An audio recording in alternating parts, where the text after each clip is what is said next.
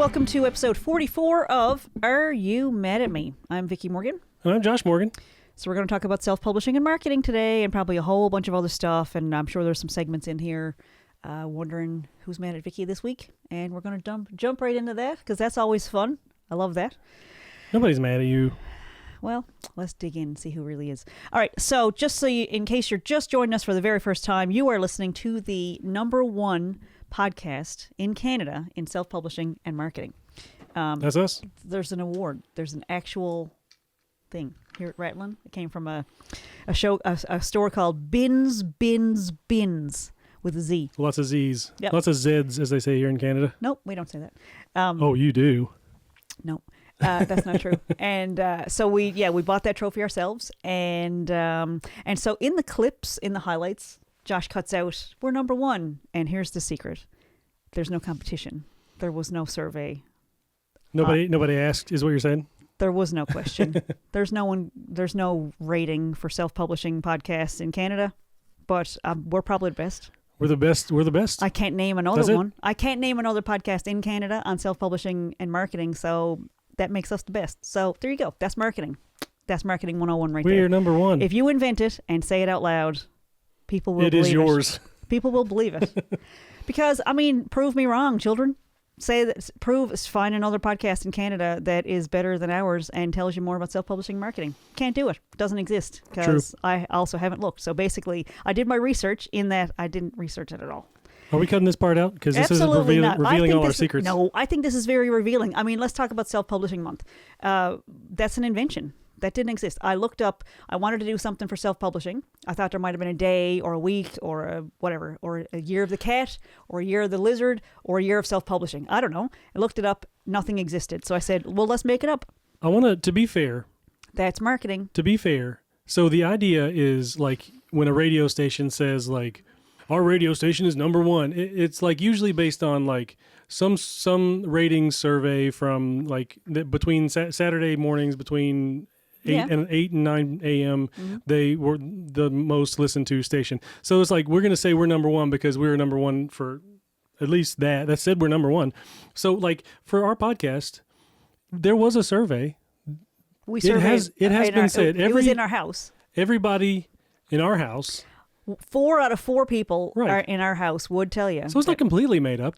So we moved on from that. We're talking about self-publishing. I know. I just wanted to just justify it a little bit because it's not completely made up.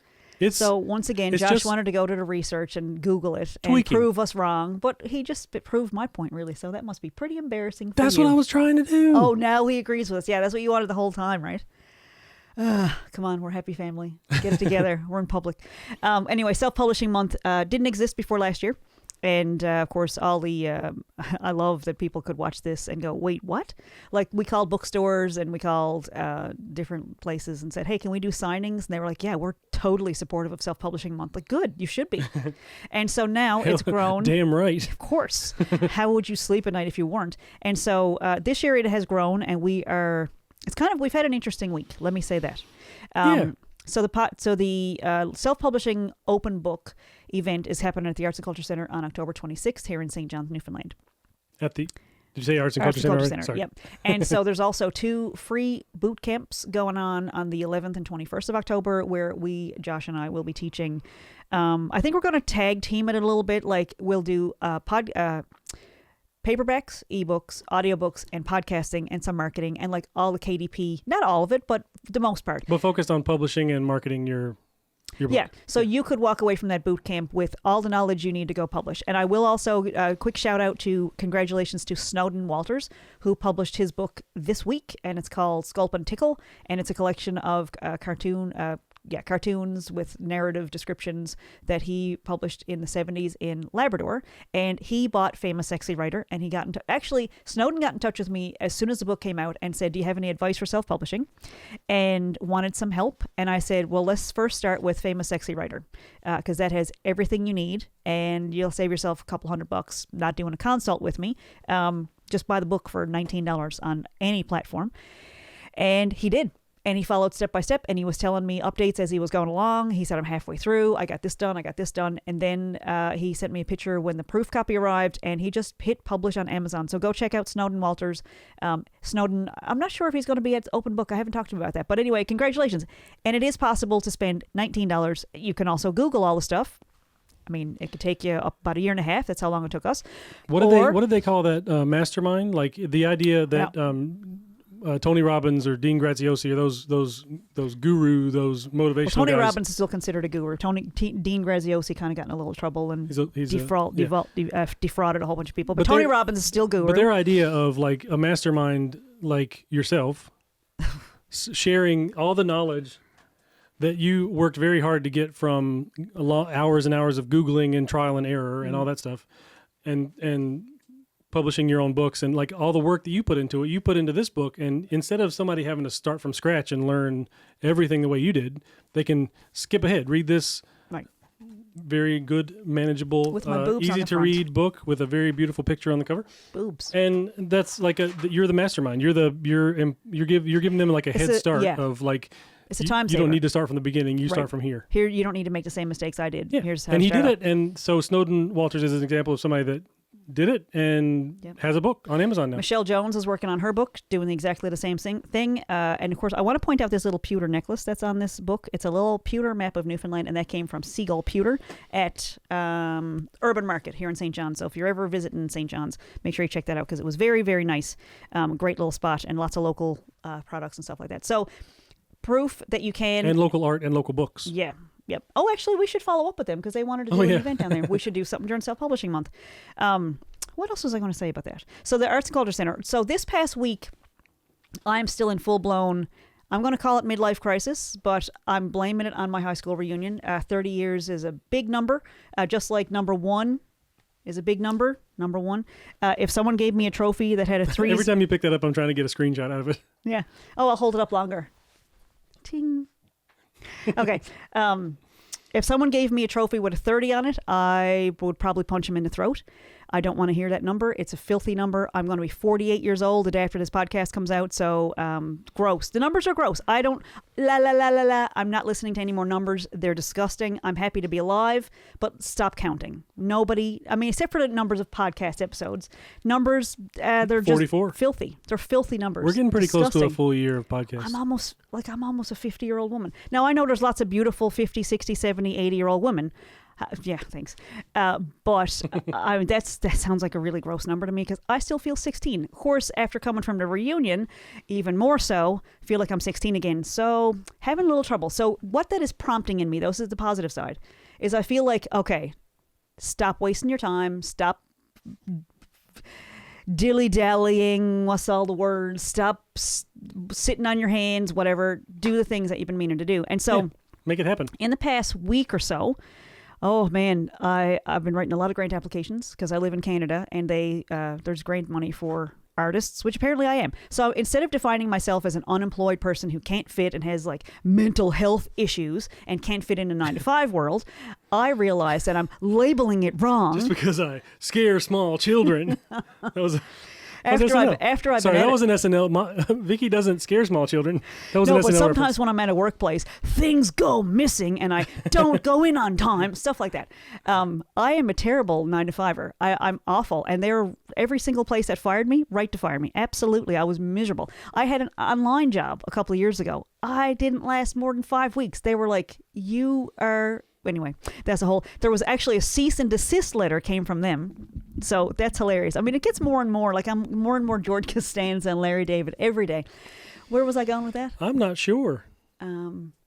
Oh, you were doing grants. But I'm defining myself as by this framework of doesn't have a job. Like, okay, but what if I turn the frame around a little tiny bit and said artist, working consistently, gig to gig, makes enough money for her children to eat, roof over their heads. I mean, we get around everywhere we need to go. And I even went to a party last week. True. We went to a party in like, another town. So it was pretty crazy. But anyway, I think reframing how you define yourself, because lots of people don't fit. And I'm calling, like, someone named as, watched an episode and she said we were ADHD coding. I don't know. I don't even know what that meant, but I think maybe I have ADHD. I don't know. But like, I don't care. Like, I think it just feeds the whole. Doesn't that mean it's ADHD friendly? Like, no, it's speaking in that language. And so, I mean, if I'm speaking it, then I must have it, or maybe I'm just really sensitive. You're I don't bilingual. know. Yeah, maybe. But I think there's room for folks. Like, there's lots of room for lots of people, and not everybody fits that mold. And to measure yourself against this other measuring stick of, did you do these things? I mean, I got a wall full of diplomas, but who cares? If I can't find a job, I applied for a bunch of jobs. Never even got so much as an email to thank me for applying. I mean, that's how bad it is. So it's possible my email's not working, but it's also quite possible that I'm an artist. And so I put in a whole bunch of applications this week because I have a few ideas that I want to produce. Yeah, we got plans, baby. Yeah, and so rather than waiting for them to all get in touch and say, okay, we give you permission with this money to do it, I am working on other projects and moving out with my life. So lots of stuff happening. We found that we discovered that we have discovered that over the years. Like, if you're looking for a job. Yeah. Like, if you're applying for jobs and you like send out a job, sometimes it feels really good. It's like, this is for me. I love the idea of this job. I sent out an application, got a perfect cover letter.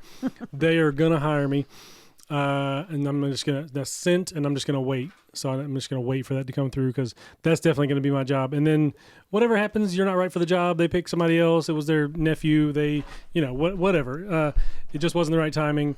And then 2 weeks later, it's like, oh, I didn't get the job, and I haven't been applying for other things. So It's like, instead of sitting and waiting for the grant money to come through and be like, can we have permission to do art? We'll just make other art. I find it difficult to turn off the inspiration, honestly. If I'm passionate about an idea and I want to follow through and I want to see how the story ends or whatever, I find it very difficult to switch that off and then to wait and then even imagine that I'm going to pick it up again after I get a rejection letter is kind of like, that's putting a mud pie in the oven and expecting a pie to come out. It's not going to happen. So I started writing. I started working on all the projects, and you're not like, they won't fund stuff that you started before the applications. So I started writing them, and I'm working on a bunch of other stuff too. And so coming up next month, there's the Women's Film Festival, and I'm going there as an industry professional, which is kind of comical to me. I applied, and they were like, yeah, these are all true things that you've done. So here's your industry professional pass. So I'll be like rubbing elbows with all these very powerful women from across Canada. And I will be, I'll have the opportunity to go do one-on-one face-to-face meetings with these programming managers from all these different broadcasters across the country. So CBC, Women in a Director's Chair. There's a couple of stations from BC. There's a lot of Ontario stations. They're all coming to Newfoundland. So I don't need to leave whatsoever. I'll just be at that Women's Film Festival in between Self Publishing Month. What else was I going to say? So that's exciting stuff.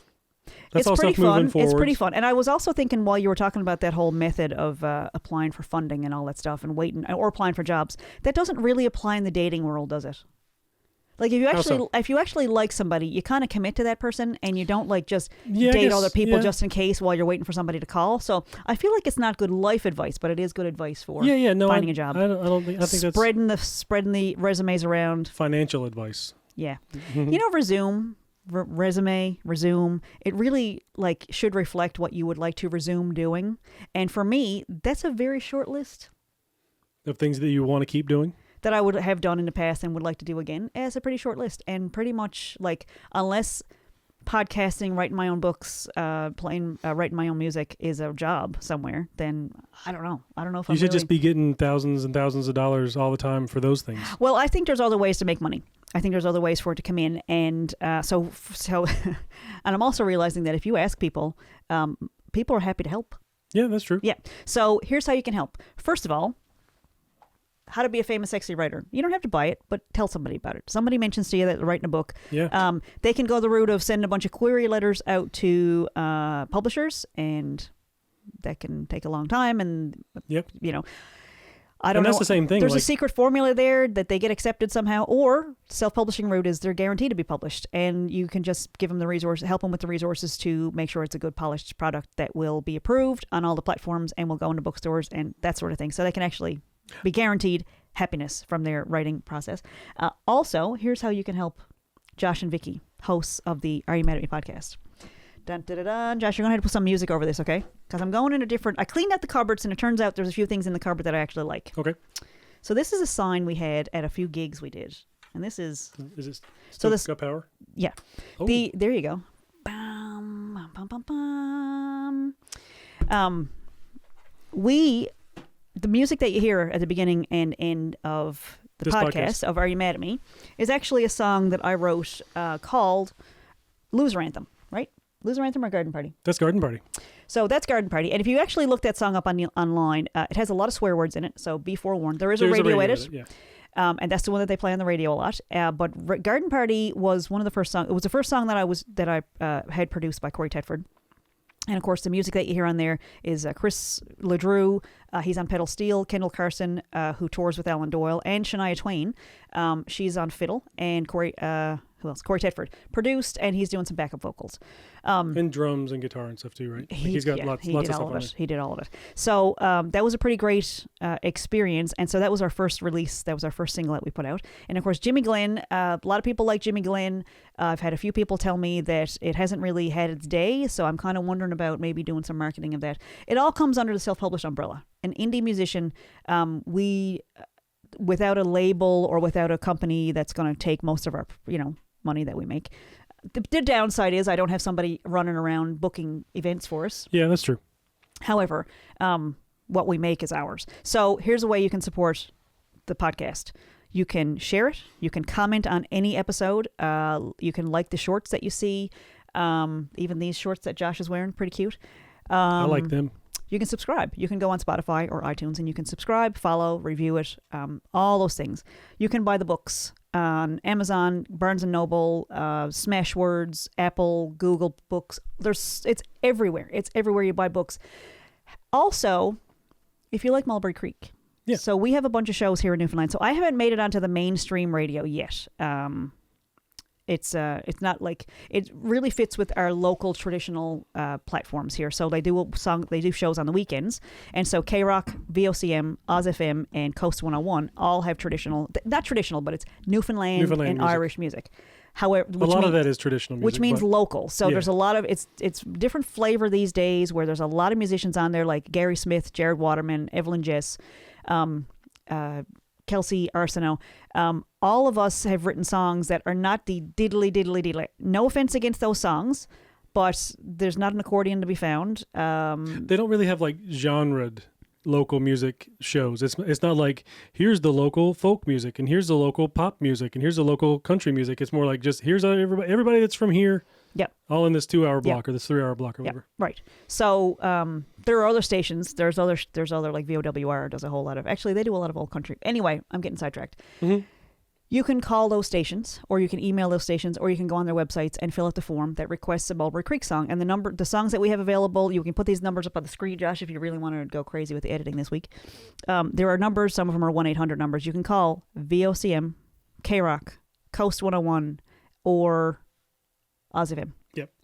To request, and there's a bunch of others, but those are the shows that I know for sure Newfoundlanders are listening to across the country. And so CHMR has our music too. They do. And CHMR, I should get their request line as well. And there's email addresses, and there's also forms you can go on and fill out online. And we have also, like, if you go to Mulberry Creek Music on Facebook or Instagram, those are our band pages. We have graphics that say, call K-Rock at this number, call Oz FM at this number, call whatever. Right. So it's already on our social media. I can post it on this podcast too, but we'll put links. Yeah, it's that's a way that you can take a couple of minutes out of your life and because if we're on the radio, playing at festivals is a lot easier because people have heard of us. If we are obsolete and nobody's ever heard of us, then like if I apply to a festival in Ontario or New Brunswick or BC, they go to look us up and it's like nobody's ever heard of you. So I think that's the next, like after Self-Publishing Month, I kind of need something to go right into because I get really sad at the end of events that we plan. So if I know I'm going right into something, I have something to look forward to, then I'm a lot happier. So the Mulberry Creek stuff, we put a lot of work into that. We started playing when I was doing an application this weekend. Of course, I posted right to Joe on Facebook, and I going back over these numbers again, 933 friends on connections on Facebook, and it's at 800 views, which means a whole lot of people watched it. And it was only shared to your friends list. It wasn't shared publicly. It was only private. So that's, that's almost everybody on my friends list that has listened to the song, and I appreciate all the great feedback. But I do want to record it, and it's actually the #1 song on Vickie's friends list. Yeah, nice. Screenshot. Okay. So that's not out yet, but we're in the process of recording those songs. And where was I going with that? That people can share Mulberry Creek. I keep getting these reports from Bandcamp. We put our CD on Bandcamp right when it came out. Yeah, I had to dig into our numbers this week, and for one of the grant applications. Right? We have 16 followers on Spotify on Mulberry Creek. We have 17 on Apple Music. We have 62 on YouTube. I mean, our numbers are dismal. Thank you to the people that those are good following, fans, though. But they're loyal to to the death. I mean, they'll defend us. They'll play our stuff everywhere and request it. But they're dismal. When you go for funding, it's like 16 people. Like, how many of them are related to you? Most of them, probably. So it's kind of sad. And so, of course, we're struggling. Of course, we're worrying about where the next gig is coming from and applying for crap jobs, hoping they'll call us, because we haven't. Have we asked our friends? Have we really asked our friends for help? Like, if you like what we're doing, here's how you can support us. You can support the music. I keep getting these reports from Bandcamp saying, here's your sales for this month. 0. I got documentaries on Vimeo. Here's your sales report for August. 0. But I got up a couple of days ago, and there was 3 different payments from Amazon KDP. From sales from Australia, the UK, the US, and there was 4 altogether, and Canada. So thank you to, I'm engaging online. Awesome. I'm in the groups and all that stuff. So things are coming along. Self-publishing one's going great. We're going to record the music anyway, but it's all kind of coming together, you know? And then this past week also, we got a really weird experience. I know the episode last week Josh edited, and he called it "Please Give Us an RV," which is hilarious because you got to ask. Yeah. And your job is not to figure out how. Your job is to figure out what it's going to feel like when you get it. That's manifesting. I mean, is that the hard working nose at a grindstone, work really hard and it pays off? Like, give me a break. Where am I going to work for 50 grand? I mean, give me a break. Like, where am I going to come up with 50 grand this week? Yeah. Probably not going to happen. However, we go to this party. Congratulations to my cousin Robert. He retired from his construction job. It was a great party. The food was great. Lots of people. It was really, really fantastic. One of my cousins comes over and goes, "Hey, I'm selling an RV." I know. Bear with me here, okay? Crazy. One of his relatives died and gave it to him. So it can happen. It can happen. Here's the tricky thing. Are we okay to talk about this? Sure. Okay. He only wants to make enough money from that RV to pay the funeral expenses. Okay. And it wasn't like a royal parade down the streets of New York. It was a very modest funeral. So there's an RV available. I went and drove it. I started making curtains for it, which is a little presumptuous. I have no idea how we're going to come up with the money for it, but it's not a lot. But that opened the door for me. Like, it seemed like really good news, and I was like, I can't wait to share this on the podcast. I can't believe we found an RV. Well, we didn't really find an RV because it's not free, and we don't have any money. So what it opened up for me was, as an artist, I know lots of artists that don't have cars. Yeah. They're in Canada because we're so lucky. There's funding to travel as a musician and as a writer and as a filmmaker. There are agencies like Canada Council for the Arts, Arts NL, and Music NL, and Writers NL, and the Picture NL. All these places, this is just in Newfoundland, so if you're in any other province in Canada, they all have their own contingent, they all have their own, what would you call it? Counterpart. Yeah. So, travel costs are built into the fee, like into the project. So if I need to get to Corner Brook to go read at the library or do an open book event in Grand Falls, for example, I have to book the event. That's on me. Like, do I have a product that I can go out and deliver to the community? Yes. Yes. Is there anywhere that I can stay out there? Obviously. Yes. And there's funding. If you are providing a workshop or an event to the community, it's a community service. And so the government of Canada, luckily, wants that to happen, so they support it. But I've been so down on myself, like, for not having a job, that I was like, ugh, I couldn't even, the perspective was not there. Like, oh, but when the perspective shifted after I drove the RV and I was like, oh, we could drive out there in this RV. But then when I came home from it, it was like, if I can come up with enough money to buy that RV, and how many books do we need to sell to come up with, $4,000? It's a few books. Or I can apply for funding to travel and go to all the different places in the province. And I've already got a request to come to Labrador. I actually got told off because I wasn't going to Labrador already. Someone said, I'm tired of organizations. It's me and Josh with no money. Okay? We're the board. We're the executives. We're the executive, the board of directors. But I'm tired of people not including Labrador. Like, yeah. Okay. That is sad. I know. I am going to go. I did talk to somebody the other day that was gracious for us to be upfront about what we don't offer. Huh? Like somebody asked if we were doing any of the events in Self Publishing Month for like virtually, and I said no, not this year. Maybe next year we can try that, but this year is all going to be in person. And he was like, I really appreciate you being upfront because some organizations say they're going to do it and then they don't, and then it's So in one way, it's a good thing that we are upfront about what we can't do, about our limitations. It's also good to take that temperature and see that people want that, because I wouldn't have even considered that there'd be enough of a demand for it that I would set up but we can set it up right here. We can do an online class, no problem. That's true. But I think we're going to concentrate on October for now to get those out of the way. And we can do that anytime. But I don't have a clue how to advertise something like that. Like, how do you convince somebody online? Like, locally, okay, there's a public library behind us, or there's an arts culture center. And that's great. That helps. Putting something out there like Tony Robbins does, like, you got to be a real finger guns kind of, here's what I'm going to do for you. I'm going to 10x your sales, blah, blah, blah. I don't know how to first thing about that. But I did talk to somebody today who might be a marketing person that knows the back end of the marketing and the algorithms and all that stuff. So there might be kind of a relationship there. Yeah. So I don't know what's going to happen, but I'm pretty excited about it because it kind of changed my perspective on what's possible. And I think there's also other ways. It's not for me to figure out the how. I mean, I can participate and cooperate with things and like put the applications out, but there's also like, it could also work out if if a book club decided to read For the Grace of Joe, for example, or, there's a whole lot of, stuff could happen. Like a documentary could get picked up. One of our songs could get picked up for a movie in LA. Like someone literally sent one of my songs to a producer in LA. I had no idea. They didn't want it, but that's not the point, is that there was effort out there on our behalf, and we really appreciate that. So anyway, I don't know. Once again, I have no idea if anybody needs to hear that or if there's but that's just what Jesus laid on my heart this week. Aww. And there we are. So We're Josh, back. we stopped using OBS when we switched over to this side of the basement.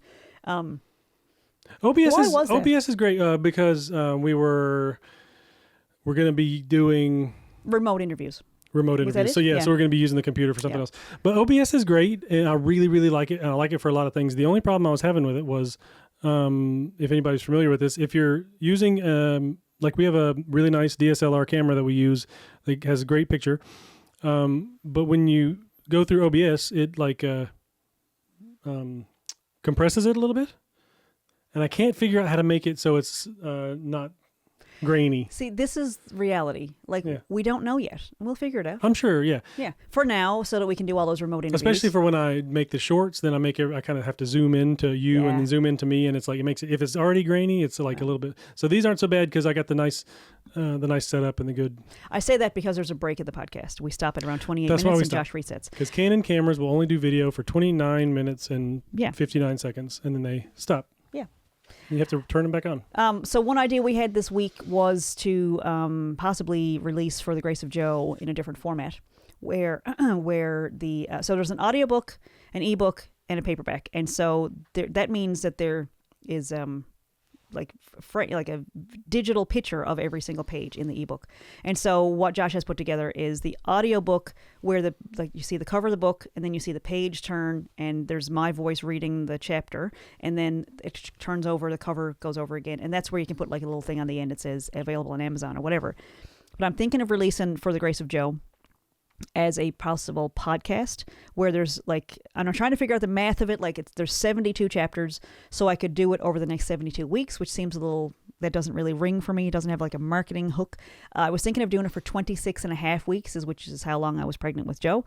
Or I don't really know. It could be once, whatever. I'm not really sure yet how that's going to go. But the idea for me I had an argument with somebody online about libraries that, and we also that you they shouldn't didn't give it away. believe they existed. I'm just kidding. Well, it's just really funny to think of why somebody would argue with you about libraries. And I'm sure you're getting ready to tell us. This is this week's segment. Are you mad at me? Yes, I am now. I'm wondering if you're mad at me to throw stuff like that in. Sorry, tell us about the Listen, libraries. we're at risk of losing our number one status. I know. There's Sorry. people chomping at our heels. Act like, right. Exactly. People are watching. Acting like a happy family on the podcast. What was I even saying? You- So somebody had an issue with selling books to the library, Right. and it was like, because libraries will pay double or triple your cover price because so many people get to read it. And then we also talked to Ida Linehan Young last week, and she said there's an actual organization in Canada where depending on how much your book has been read or checked out at the library, they will send you money at the end of the year. And she said she gets hundreds of bucks from people taking her books out at the library. So. But the argument was not to give it away for free. Now, I know I have some authority on this one, and the lady from Australia, her name is... Oh, good Lord. Do you remember her name? I don't. Sorry. She's a messy artist. She does all these... She'll hold up signs that say it's okay to do messy art. It's okay if you're cringing at your early stuff. I can't remember her name. Oh, boy, that's embarrassing. Anyway. Do this. Say her name is, and then I'll put it in. So there's this person online. Her name is... Amy McNee. There you go. Yeah, Amy We did McNee, and it's spelled AIMEE. So she has her first couple of books she released basically for free. And what was happening for her was that people would get so much from the book that she would have like a PayPal in the credits in the description, and people would read the book or listen to it online for free, and they wanted to contribute to what she was doing, so they would just buy the book or just send her a donation for reading it. That's cool. So, well, it's kind of one of those things like the documentary that I did with Kevin Polk. He did the exact same thing. He came up with an idea for the Matrix, which is a what is it called? Behavioral ACT. The acceptance and commitment theory, which is kind of like that can kind of go down a different road where there's like how they treat kids with autism. It's not that. This applies to any situation. Anyway, you should check out the documentary. So he decided to put it out online for free. He said he didn't want somebody else coming along and stealing the idea, and he wanted to make sure he reached as many people as possible. And so what he does is he offers his information for free. And you can sign up to be like a one-on-one. He'll train you individually as a yoga instructor or as a therapist or as a whatever prison counselor. Like he'll do one-on-one consults, but he put all the information and his idea out there for free. And it just seems like a good. And so I was kind of thinking of us like maybe calling the channel like Let's Try Something 13. So it's a resource for people who are going through it, and I could list off other books that you can read and have guests on and things like that. So I'm going through like as a marketing idea, kind of figuring out. I want to revitalize that book. I feel like just, especially during Self-Publishing Month, I don't know. I feel we also talked about re-inspired to connect with people through Joe's story because it was important. Yeah. And I am proud of it. And the more I work with it, it's getting easier for me to read. The first couple of times through when we were doing like the audiobook and things like that, and when we were going through to take clips and things like that, it was very difficult. But it's getting a little bit more not as raw. So I think getting into that spot when it's 13 years later, it's a little bit easier. Still not easy, but not as difficult to look back through that stuff and to be a resource for people and to provide it to the community. The same as when we're doing the courses at the library, we're doing those for free. And which sounds counterintuitive if you're trying to make money as an artist. But the trick is it a trick or is it a gimmick or is it a hook? I don't know. It's just a plan. It's just a marketing plan. Well, you're providing a service to the community. So the community agencies are participating, cooperating, supporting us. And in return, someone can come in and listen to the class and walk away and publish their book. Or they can spend $19 on how to be a famous, sexy writer. Or they hire us as consultants, because sometimes people say, I don't want to learn that, but I do want to have a book published and I'd like to start working on my next book. And that's where we come in. So it is a business model. It's not something that they're going to, when you're doing your MBA at Memorial, that's probably not part of their curriculum, but it is it feels decent. Like it kind of justifies to me. We do charge a lot because I'd say it's a lot. It's worth a lot. It's also probably, it feels and a it's little the bit. going rates. We also charge way less than the going rates for these things. So that's how I kind of justified in my mind, like I am doing it for free, and I'm available for a very high price. It's not really that bad. I think it's way like less those than most places. Loss leaders, right? Like the things that stores can afford to lose. Yes. Like we can afford to spend a couple hours at the library teaching people stuff that would want to take a free class at the library in the afternoon, and then and that might lead to somebody coming in and paying us for a consultation or book cover design or editing or anything. And the other side of it is when you're putting your name, like if my name, so we just put it on Destination St. John's. We've put it on, like it's going out to all the radio stations because the public library did that for us. So anytime our poster shows up and has hosted by famous sexy writer, that's one more person that knows now that there's a person in wherever I live, that knows about self-publishing and is available to help, and you can buy this book if you want to. So anytime one person learns about your service or product, that's marketing. So it's building up our brand. It's making our names a little bit more readily available to people when they, like Ida Linehan Young told us that she's been sending people to us. Michael Boyle sent people to us. Cavell Caravan sent people to us. Tina Madigan sends people to us.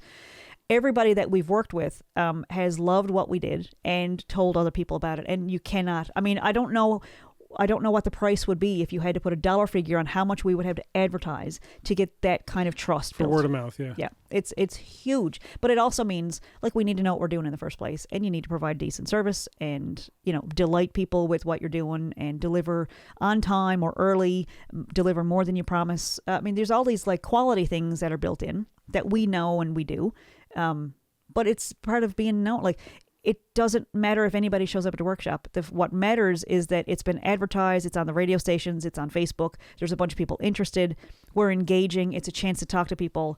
Every single person that finds out about Vickie and Josh through that's a win. And there is no, you could probably put it, I'm sure there's some marketing people that we had at that meet up there a few months ago. I'm sure they could put letter acronyms on there, but I don't know what they are. But it is a win. That's true, yeah. It's a big, we're moving forward, and that kind of gives me a little bit more freedom to say, actually, what I want to be doing with my life is, I'm writing books, but I also want my music out there, and I want to figure out how to reach more people and get it on the radio more, get it on the Spotify playlists, and get the movie deals and write with other people. And I'm working on a musical right now. This is the second one that I've written. The first one is never going to see the light of day. It was awful, but it was practice. Good, but it was practice. But it was practice. And this one, I can see the production, but it all comes down to self-publishing, like writing your stuff and then finding ways, because there's so many routes to go. You don't need permission from whoever the leader is in the town who does all the plays. Like, you can rent out a theater. You can get friends to participate. Like, you don't need professional actors and union rates. Like, you can get amateur actors and work on a shoestring budget or feed them pizza. There's ways to do all this stuff. And I'm feeling a lot more positive. Like, after I drove the RV and found out I probably can't get it, it was But once you have one, you can drive it. Well, parking a 30-foot RV, I got to tell you, pretty fun. I was not scared. I was almost drove over Josh, but not because close. After a while, I was looking in the rearview mirror and he was pointing this way, and I was like, "What are you even doing?" So I just waited till he was out of the way and just slammed it in there in your parking spot. But it was 30 feet, and so I know that I can do that. And it was comical because there's like a rear view mirror, but it just shows you the back of the RV like a bus. Yeah. There's no window out the back, so I would need a backup camera. But what that told me is that, especially this time of year, this is the time to buy an RV. If you buy one in April, you're going to be paying triple the price. But if you buy one in October, so that's good to know. So like next year, maybe next October, we'll be in a better position to actually, if an opportunity came by like that we could just say, absolutely, here you go. Let's pay for the funeral expenses to cover the cost of this RV. And so that if you're just joining us, the RV was left to somebody, and the person is selling it to cover the cost of the funeral. And so, anyway, there was a couple of moments where I was devastated. Like, oh my God, if I just had $4,000 right now. And it's like, okay, but what do you have? We have a workshop we can take on the road. We have opportunities and locations that we can go to. We have friends that'll help us different locations that'll help us book venues. And then in addition to that, we have a band with an album and another album that we're working on. We've got 7 or 8 more songs that we've been playing for the last few years that aren't recorded yet. So we actually have 12 songs that we can play at a show. That's an hour of content. If we go out and host a songwriter circle, we can have a band open for us. We can have songwriters come out and sit in a circle and play with us.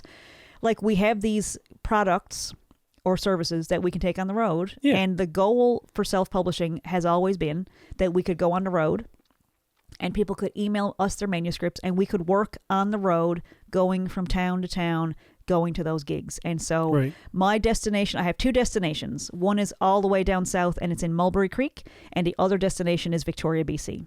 Those are the 2 places that are on the maps. Those are my 2 anchor points. It's going to pass through Portland, Oregon, where we're going to visit our friend Steven. We're going to visit Bob in New York. We're going to visit Mom and Beth in California? in Maine. Well, California's on the other end, so that's actually... How are we getting to California? Well, you said Oregon and BC. I just assumed we were over on the West Coast. I think once we're over on the West Coast, it'd be no trouble to drop just down. Go on, like how big's California? It's not very big. It's probably fine. Half hour or so. So I'm going to work on my anchor points, and if you want to go visit Joe in California, then we will also do that. But Joe will come visit us. That's true. Yeah. And he comes to Newfoundland. He comes home a lot, and so we will see Joe when he comes to Newfoundland again. Joe and Veronica, who we love and have bought all my books, and they love our songs, and I love when they visit. And I do want to get to California, but for these projects. Mulberry Creek. I want Mulberry Creek to go to Mulberry Creek, and I want Victoria to take her books out to Victoria, BC. Those are my goals, and I said them out loud. And we don't need someone to give us an RV, but what we do need from our listeners and friends, this is how we can help. This is how you can help us, and let us know how we can help you. Request the songs. Tell people about the books. You don't even have to buy them, but please tell people about the books. If you hear of somebody with a trisomy 13 or 18 diagnosis, please recommend the books. If you know somebody that's in her 40s and is going through the film industry in Canada or the US and is falling on her face, it's for boys too, but I'm talking from my perspective. If you hear of somebody that could use a good laugh, loves Alan Doyle as much as I do, and would love some stories about Alan Doyle, and would like a book with a picture cover on the cover of Ron Hines. I don't know what you're into. And also, if you hear of anybody, please recommend it. If you hear of anybody that's got a book, a manuscript that doesn't know how to self-publish it and wants to dive in, like and that goes for Canada and the US. Yeah. We are dual citizens, so we're legally allowed to work in either country, and it's exactly the same process. And so we've done it on both sides of the border, and we're happy to help anybody publish their book. And at any stage, it's an a la carte kind of thing. If you want to do your own graphic design for the cover, and you just want formatting for the manuscript, or you just want help setting up your KDP profile and going through the tax interview and setting up an ISBN and all that stuff, we can just do a consult, and that's dirt cheap. It's more expensive than the book, but it is available. And I feel like this has been one long marketing, like just one long blurb about us. I think we've had a lot of stuff in there telling people that they can do it. You think? Yeah. So let's talk about that for a little while. Who can write? We're not experts in this. This is like just our opinion. But I think the same structure is there for community radio, it's there for public access, and it's there for self-publishing. You decide if you can publish or not. You decide if your book is good enough to share. If you feel like you're called to writing, anybody can get better at a craft. And so, is your first book going to be great? Mine was. We're not all Vickie friggin' Morgan. But I had a lot of help. And I think it came across, like I worked really hard on it, and I did a lot of editing, and Josh did a lot of proofreading and read it about 500 times. I'm very proud of that one. But your first piece of artwork, your first song, I mean, my first song was Garden Party, but I had Corey Tedford, so you can't, don't measure yourself, because I had Corey Tedford. I mean, he's touring Newfoundland right now at the Arts and Culture Centers, and I'm not touring with him, but you never know, one of these days. If my music gets bigger, if more people are listening to my songs, there's a much better chance that I could that it would be like, hey, of course I'm out with Corey. Of course Corey asked me to go. Of course he said yes when I asked him, because I actually did ask him again this year. But, you got to say it out loud. And I've said it out loud, and he didn't listen. And I also asked his friend Chris LeDrew if we could do a show together, and Chris agreed. And I'm still not going with Corey Tedford. And that's, Corey, are you mad at me? I mean, the songs, we did a couple of great songs together, and I want to sing with you on stage. But anyway, I got lots of big dreams. But I want to get to Mulberry Creek. I want to play at the Mulberry Creek Baptist Church. Yeah. Or in a field. I'll also play in a field. I think it'd be funny if your grandmother came. I think it'd be especially funny to see some of your relatives. We've got some friends in Mulberry Creek still, or maybe we play in Lincolnton. That's more our speed. Yeah.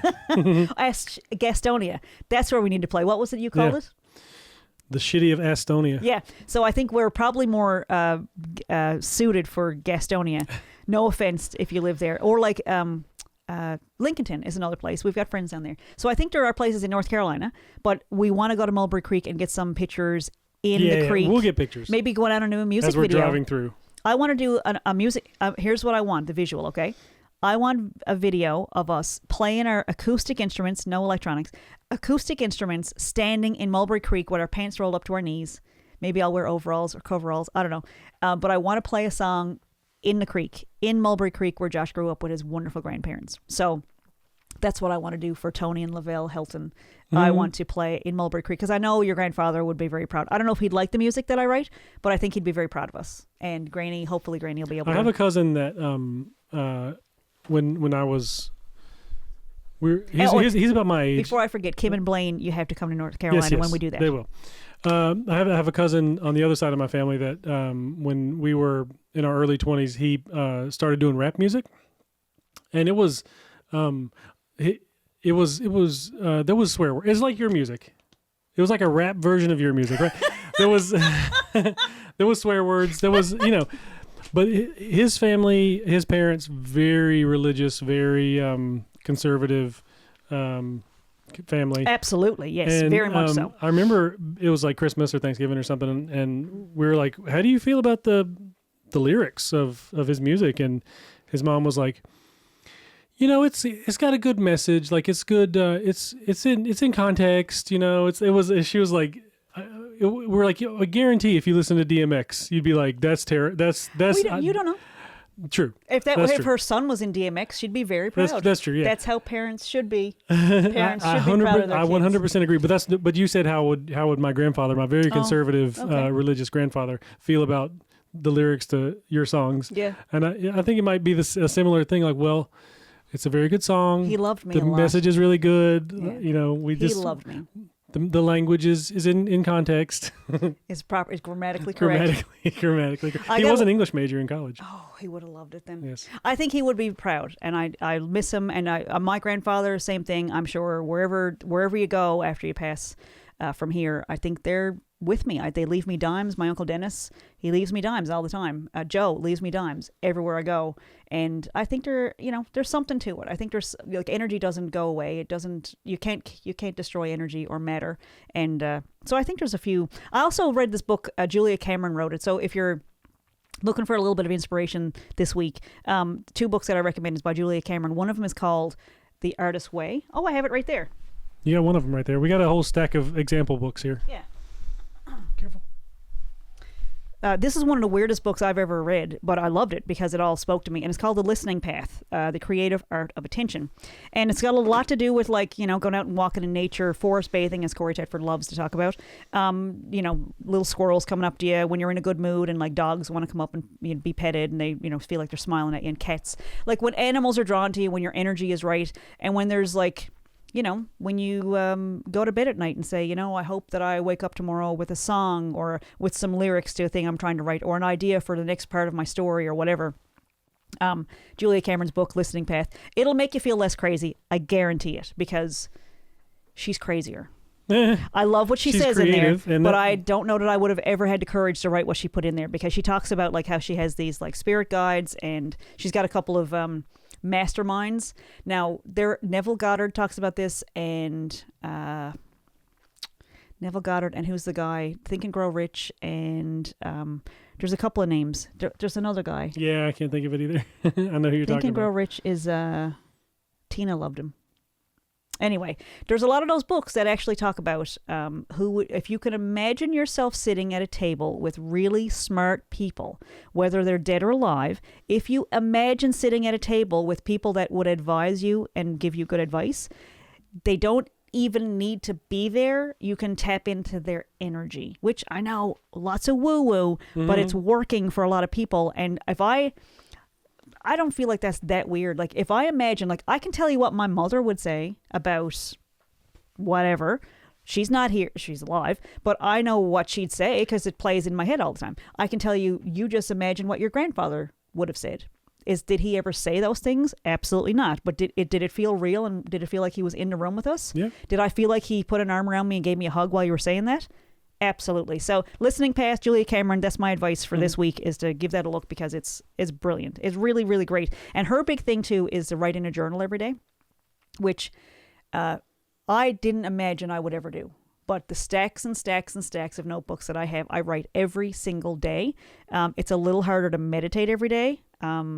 Like those are like, I'm trying to drink more water, get a little bit more exercise, play more music every day. But the writing thing has been the most therapeutic thing. Yeah. It's really, really great because you get the garbage out of the way, and you can actually make yourself feel better. You can actually, in the time it takes you to write 3 pages by hand, you can start off in a terrible mood, and you can be in a great mood by the time the 3 pages is up. So, I mean, I have a question. Yeah.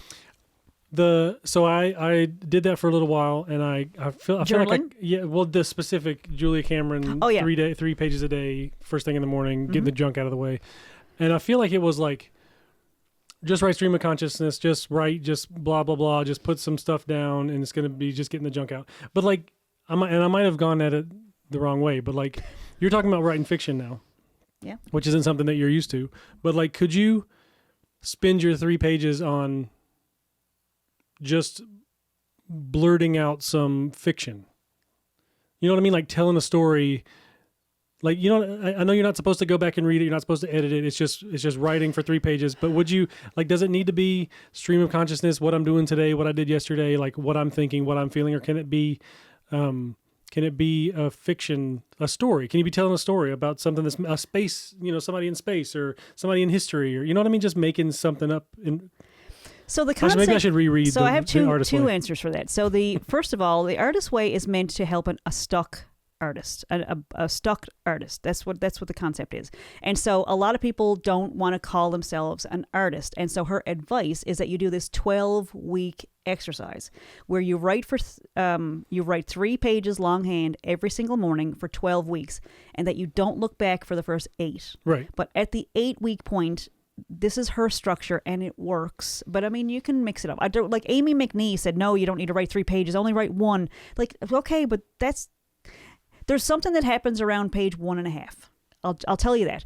There is a little bit of a psychotic or spiritual break that happens around 1.5 pages, and the thing that you write on the line at 1.5 pages is usually something that your bigger self is trying to tell you. So you write for 3 pages every day, first thing in the morning, and don't look back at what you've written for the first 8 weeks. And then at 8 weeks, you're going to feel a whole lot of stuff where you're looking back going, oh my God, I wrote the same thing every single day. And you stop with the garbage. You stop saying the things like, I'm not an artist and I can never do this and I can't request my own songs and I couldn't possibly ask people to request my songs on a podcast and I got to stop asking people to buy my books. You stop with you start recognizing the inner self-talk. Yep. And then the next few weeks after that is just kind of gravy. Here's my second part. Nobody has ever said what you have to write. Oh. Okay. So Julia Cameron, I'll give you an example. This is what freaks me out because you figure, okay, she wrote this book and it's like, you know, it's for whatever. Here's what I find very, very inspiring by Julia Cameron, okay? She did The Artist Way back in, I don't know, sometime in the 80s or something. Or it might have been the 90s. And you would think, okay, so she's written a couple of these books. She's done a few workbooks. And, you know, she does like a group workbook where you can do it as a group. Books in the Artist Way series. And there's 1, 2, 3, 4, 5, 6, 7, 8, 9, 10, 11, 12. Books on spirituality. She's got 1, 2, 3, 4, 5, 6, 7. Memoir. She's written a memoir. She's got 3 fiction books. She's got other books on creativity. She's got 1, 2, 3, 4, 5, 6, 7. 12 of those. Prayer books. Not into that, but you know what? If you're not going to a structured place and donating a bunch of your money and, you know, putting a minister in a really nice car, maybe prayers call them what you want. Call them mantras, whatever. Call it meditations. Call it meditations. Mm-hmm. She's got 5 prayer books. She's got 4 books of poetry. She's got 7 plays, a feature film. So the thing is that Julia Cameron's advice comes from a place of, when I write in the morning and I write my 3 pages, she calls them the artist pages, and she goes on artist dates every week. That's the advice, is that you go fill your cup, and that you have much more to draw on if you take yourself with a concentrated block of time every single week for a couple of hours, where it's just for you, something that you find joy in. It fills your cup and you're much more inclined to write the fiction. And the thing is, usually when you get to that point where you write your journal and you're just doing stream of consciousness, usually you're going to want to write more. And that's when it might kick in that you go, you know what? I kind of thought that spaceman might want to do this with his whatever. Yeah. And blah, blah, blah, blah, blah. Like, I think it flows from there. It opens up the door. It opens up the door. Stuff, and all of a sudden you're writing every single day. Makes sense. And it's committing to the art. And it's like, if you want to, if you practice 15 minutes a day on an instrument, after a year, you will be better than 85% of the population at that instrument.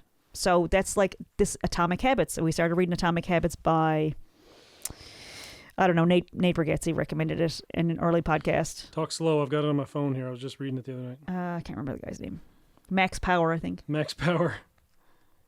Atomic Habits. Come on, open up. It's taking you just keep talking. I'll tell you. So Atomic Habits is that when you do one little tiny cellular level thing. So I have a friend who works on boats, and he said, the difference between 1 degree when you leave St. John's Harbor is... James Clear. Okay, James Clear. I wouldn't have known that name. James Clear wrote Atomic Habits, and it's a great book if you want to check that out as well. So my boat friend, Paul, said that if you change your course from St. John's Harbor by 1 degree, it's a difference between Ireland and England. Now, I don't know how far apart they are. That doesn't seem like a very big deal. I'm sure the people in Ireland would be disgusted if I thought I was in Ireland, but I was actually in England. But changing a little tiny thing, like one less bad thought about yourself every day, or one positive thought that I can do this, I'm a writer, I'm a graphic designer, I'm a musician, whatever. The Atomic Habits have these massive end results. All right, so we are at Atomic Habits. Atomic Habits, the listening path, or you can rent. This is your homework for the week. Yeah. Or let us know what you're doing with your businesses and marketing. And Nancy, I'm waiting for that Bumblebee book to come out because I can't wait for that. I'm obsessed with bees. I'm afraid of bees, but she's not. And so that's pretty inspiring. She gets a whole bunch of honey every year. And what she's were we watching the other day? Somebody said that's like a bumblebee. It's cute, but it stings. What was that? We were watching a TV show or a movie or something. I don't know. Anyway, somebody gave somebody else some advice, and they said, well, that's like a bumblebee. It's cute, but it stings. Yes. So Nancy is working on a Bumblebee book, and Michelle Jones is working on a book, and Snowden Walters and Cavell Caravan is going to be at Open Book at the Arts and Culture Center.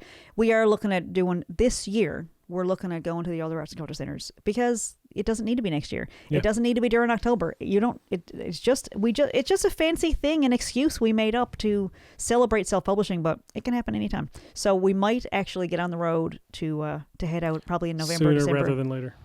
Well, there's stuff out there, and there are agencies that are happy to provide grant money. And there's also ways that people can support themselves, like bootstrapping with a podcast and begging people to buy their books. Or, there's lots of ways to do it. And I saw something the other day. There was some podcast that I was looking at, and they had, it was someone that applied to be on the podcast. And it was, when I checked out theirs, they had a thing in the description, and it said, this is completely self-propelled or whatever, and you can donate to it with an like with a PayPal address. And I was like, wait, what? You can ask for donations on a podcast? I feel like there should be, there's places where you can go and see lists of grants that are available and things like that. I feel like there should be like a repository of billionaires addresses. So you can be like, listen, you have more money than any human could ever make in a reasonable amount of time, a lifetime. I need $10,000. Can I that's your breakfast. You know what I mean? It's just for this project I'm doing, and then you send it out to 10 billionaires, and somebody's like, yeah, sure, why not? Just send them a check. I feel like that should be a thing. I think take it a step further. You wait until the billionaires are being charged with really bad crimes and could really use some good PR. You want some good PR, buddy? Yeah, yeah. I actually sent somebody. I did that a couple of weeks ago. I said, you know what? You know who could help you? Because I didn't want to help her.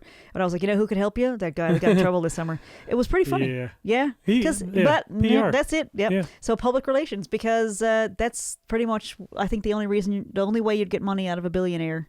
Unless it was somebody that, really believed in what they were. I read something the other day about Jeff Bezos's ex-wife who got a whole bunch of money in the divorce and has just spent her life giving it away. Like and I'm like, what? Where's her phone number? I have a cousin who, actually, didn't that happen? Didn't someone do that? Didn't your mom do that? Didn't she sell a truck because she was mad at her ex, like the guy she was about to divorce? Pretty funny. Yeah. I mean, my cousin found an RV. This is a different RV, but he found this amazing deal where the guy just wanted to get stuff out of his driveway and was like, look, take it all. And he just sold him a bunch of toys and he walked away with the best deal. So I think if I could just raise a little bit of money, I can just give it to my cousin. He finds the best deal. Okay. Share the music, share the books, share our services. If you hear about a billionaire or if you know a billionaire, just let them know, hey, these people are great. Hey, look at this $1,000 bill I just found. Just another way you can share. And under your whatever, it was under my cup or whatever. He's leaving money in our house before he leaves. You know who I could send that to? I mean, it's just funny that so much can be done without money. Yeah. That's what really blows my mind is like the services that were the cooperation and collaboration we're getting from these agencies like the Arts and Culture Center and our friend Aiden is doing a great job and Chris Ball over at the Arts and Culture Center. They're amazing. And Julia Mayo over at the Arts and Culture at the library, like she is doing God's work over there. She's sending it out for PSAs. She's putting it on the website. She's putting it on the website over time. But it I don't know that there's an amount of money that I could bring to these people that I just mentioned and say, look, here's $8,000. Can you advertise? Can you tell people that you really believe in what we're doing? It'd be like, no, I'm not selling out. But when they believe in it and it's actually genuine and authentic, it happens. You know, it's working out. And so I am very excited because I think we're getting to a point with self-publishing where we could work on the road and do these events. And we've got these prepackaged. We've got workshops we can teach in these different locations. And again, I'm going to say it out loud. I want to get to Victoria, BC, and I want to go to Mulberry Creek, North Carolina. And we want to go visit Joe in California. We want to go sit on the deck. You feel bad about saying we weren't going to California, don't you? Well, I was just thinking while you were just a minute ago that we also want to go to Tennessee. And I think after we go to Mulberry Creek, we're going to hop over to Zany's, do a little comedy set. Just a quick drive. A little quick drive over to Tennessee, over the mountain. Over some mountains. Over the mountains, through the wood. We're going to visit Blaine and Kim and go visit our book in the library. And then we're going to carry on and we're all going to go to California.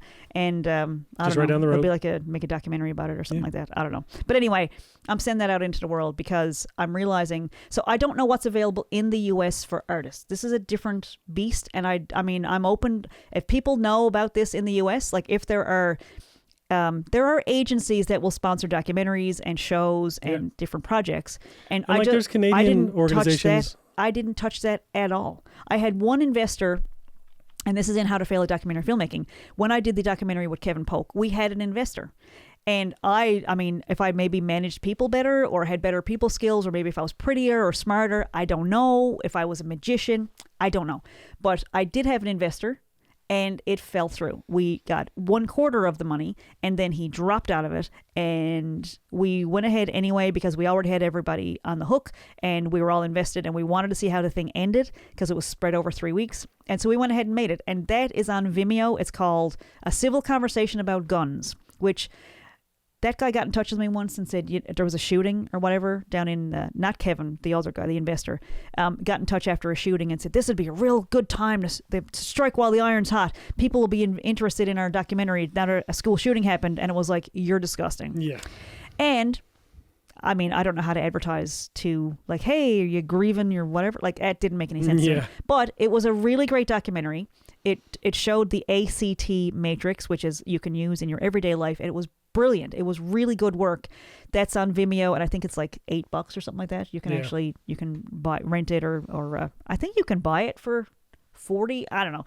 That's another way that you can support us, but it's also educational, and so you can also request it. That is also available on public access television on Peg Media. So if you wanted to see it for free, you can request it at your local public access station, and it is on the Peg Media site, and they can download it for free. So that's another thing that you can do. But these are all things that it doesn't need to have a $sign on it. It can be things that you're spreading word of mouth, talking about the positive things. If you think we're doing good stuff, even if you just think good thoughts about us, that helps. It all helps. Pay what you can. Back in the day when I was going to a Catholic school back in like way back in like junior high, we had this, I don't know if it was a nun or a priest, but it was some religious person. And it was like, if you got time, go to church and do a service. Like go to a whole, we call it mass.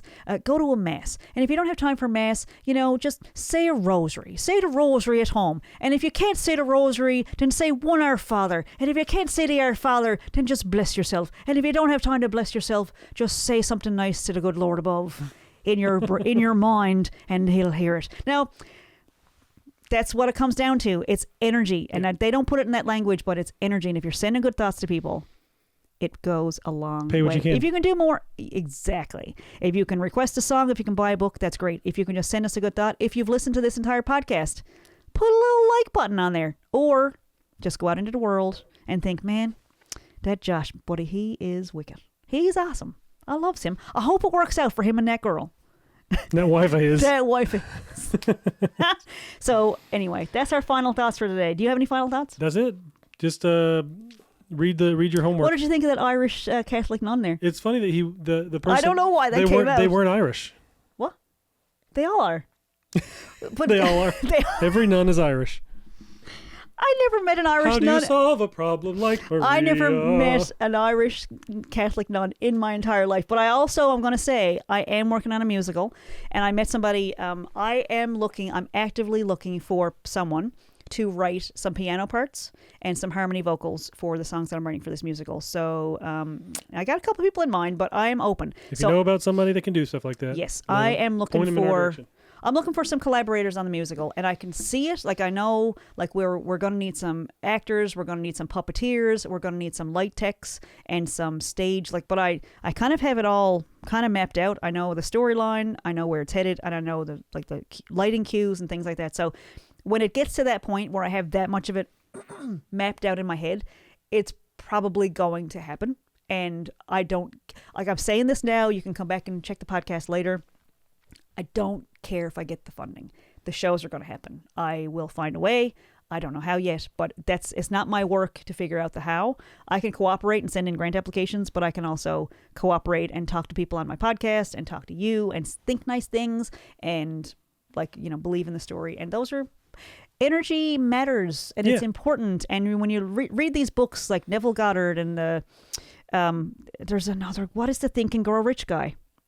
Ugh, it won't come back to me. Yeah, we were just watching some of his videos a little while back. Think and Grow Rich is... You keep talking. I'll look it up. Talk amongst yourselves. I'll give you a topic. So it's not an A, B, C, D, E, F, G, H, I, J, K, L, M, N. What's his name? Did you get to it? O, P. Oh, you stopped on the ends, and then you kept going. Napoleon Hill. Napoleon. You were it so usually close. Works. So Napoleon Hill was also a person. It's so funny that you stopped at the ends and looked at me like you had it, and then you kept going. That's it. It's like See, I it's didn't like listen. it hooked you. That's exactly Okay, it. we got it. So hold on. So Napoleon Hill, Neville Goddard, Tony Robbins, Julia Cameron. These are Brene Brown. James Clear. These are all people that have figured out some stuff about energy and about your self-talk and about changing your mindset, because your life can change. When you stop saying the crap to yourself, you actually can change your life. It's an atomic change in your life that when you change the course by this much, it can, it's a difference between going to Kitty Vitty or Victoria, BC. And those are just random places that I picked. There's nothing bad in Kitty Vitty. Not really. But you get what I'm saying. You can go as far as Kitty Vitty, or you can imagine BC. And you can imagine the trees and what it looks like in the fall and who you're going to visit out there. And we're going to visit Jeremy. And we're going to visit, we're going to go through Manitoba. And we're going to visit our friend who made the puppets for us. And we're going to see Jamie in Saskatchewan. And Janice in Alberta. You just think, what is it called? It's called thinking from the outcome. Thinking, what would that person who has done those things tell me? What's the advice that future me would give me? And and you can have a meeting in your mind with all these brilliant dead people, or you can talk to your future self and say, what did I change today so that I could end up where I want to be? And it's a completely different trajectory, and it feels better. And we're not here to make everybody else happy. We're here to make ourselves happy. And that means when you're happy, it radiates to people around you. Right. And it's actually a service to your community to take care of yourself and make yourself happy and do the things that bring you joy, because, you're more fun to be around. That's right. And we want to hear about it. We want to hear about your successes and the things that are bringing you joy. Please keep in touch. And if you don't do any of that other stuff, just know that we love you and we're glad you're here. And we can't wait for episode 45. And be safe and keep writing. So I'm Vickie Morgan. And I'm Josh Morgan. This is Are You Mad at Me? We'll Thanks see you for next listening. week.